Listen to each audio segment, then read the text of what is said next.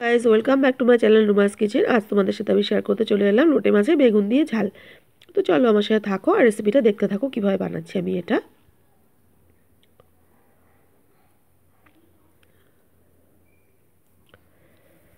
তো দেখো লোটে মাছের বেগুন ঝাল বানানোর জন্য লোটে মাছগুলো ভালো করে ধুয়ে আমি নুন হলুদ আর কাঁচা তেল মাখিয়ে স্ট্রেনারে জল ঝরিয়ে রেখেছি। আর এখানে বেগুন কেটে নিয়েছি আর পেঁয়াজ কুচি রয়েছে দেখো।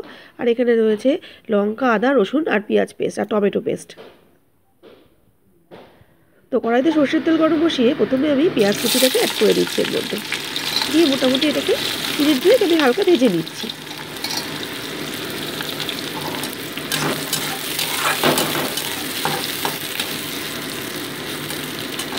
দেখো পেঁয়াজটা কিন্তু ভাজা আমার প্রায় হয়ে এসছে, হালকা ভাজা হয়ে গেছে। এবার কেটে রাখা বেগুনের টুকরোটা আমি অ্যাড করে দিচ্ছি। যেহেতু এটা বেগুন ঝাল করছি পেঁয়াজ মাছের, বেগুনের পরিমাণটা কিন্তু এখানে একটু বেশিই নিয়েছি আমি।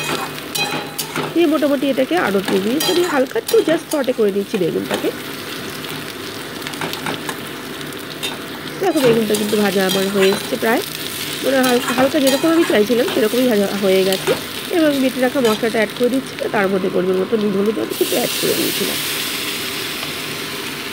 ভালো মতো এটাকে মিনিট 2 আমি কষিয়ে নিচ্ছি।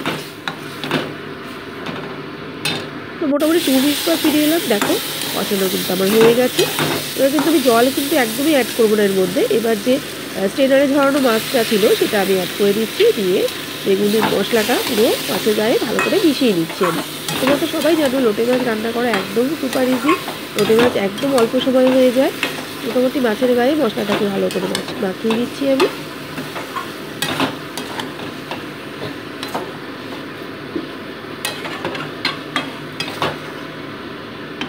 এবার একটা লিড চাপা দিয়ে মোটামুটি 2 মিনিটস ওয়েট করছি। 2 মিনিটস পর দেখো ফিরে এলাম, মাছের থেকে কিন্তু জল বেরিয়ে গেছে। এবার এটাকে মোটামুটি লো টু মিডিয়ামে রেখে 5 মিনিটস আমি এটাকে ফুটতে দেবো। এর মধ্যে কোনো লিড চাপা কিন্তু আমি দেবো না।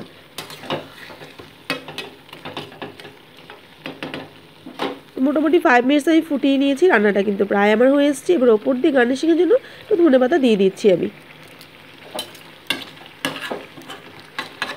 দিয়ে ধনেপাতাটা দিয়েও মোটামুটি এটাকে 2 মিনিটস আমি ফুটিয়ে নিচ্ছি। তো মোটামুটি 2 মিনিটস ফুটিয়ে নিয়েছি। দেখো রান্নাটা কিন্তু আমার রেডি হয়ে গেছে। এবার আমি গ্যাসটা অফ করে দেবো। রেডি হয়ে গেল আমার লোটে মাছের বেগুন দিয়ে ঝাল। সম্পূর্ণ রেসিপিটা তোমাদের কেমন লাগলো আমাকে কিন্তু কমেন্ট বক্সে অবশ্যই জানিও। আর অবশ্যই তোমরা এভাবে ট্রাই করো, আশা করছি তোমাদের কিন্তু ভালোই লাগবে।